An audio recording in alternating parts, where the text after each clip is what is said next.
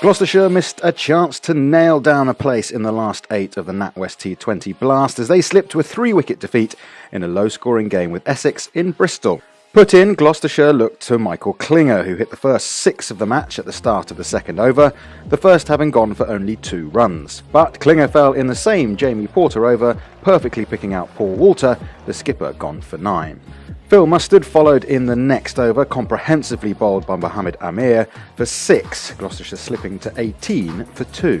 That had been up to 37 for 2 by the end of the 6 overs of power play, and Ian Cobain knew he needed to up the ante. That he did off Ashar Saidi.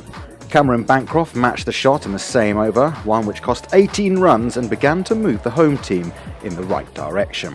Gloucestershire stutted to 69 for 3 at the halfway stage, Bancroft bowled by Paul Walter after making 23 of the third wicket partnership of 49.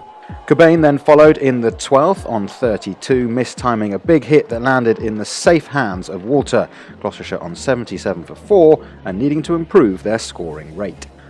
2 runs later, and in the same Jamie Porter over, Jack Taylor was dismissed for a single. Kieran Nima Barnett was out in controversial circumstance, Porter given the catch off his own bowling to finish with the superb figures of 4 for 20. It was left to Benny Howell to try to get the total up towards the end. He hit Simon Harmer for a much-needed maximum. But Gloucestershire were 7 down before 3 figures were brought up in over number 16. Mohammed Amir's Yorker trapping Howell in front. He had made 20. Gloucestershire were struggling to see out their overs for the second game in succession. Matt Taylor nicking off, Gloucestershire having to settle for a final score of 121 for 8. Matt Taylor tried to start the fight back by having Adam Wheater caught by Smith. But Varun Chopra looked in fine touch from the off, one of the few batsmen who was able to time the ball on a previously used slow pitch.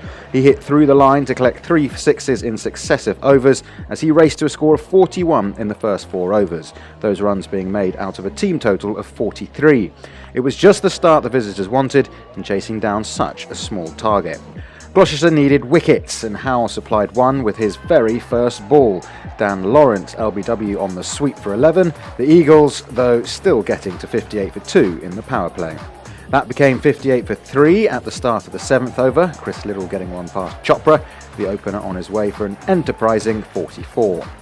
After his innings, the Eagles could take their time, and that they did in getting to 75 for 5, Ravi Bopara cutting Smith to Matt Taylor after making a sluggish 5. Quickly followed by Ryan Tenduscarter, who nicked off to the spinner, who was bringing his side right back into this contest. Ashar Zaidi knew that shots still needed to be played and decided that the 12th over was the one to target.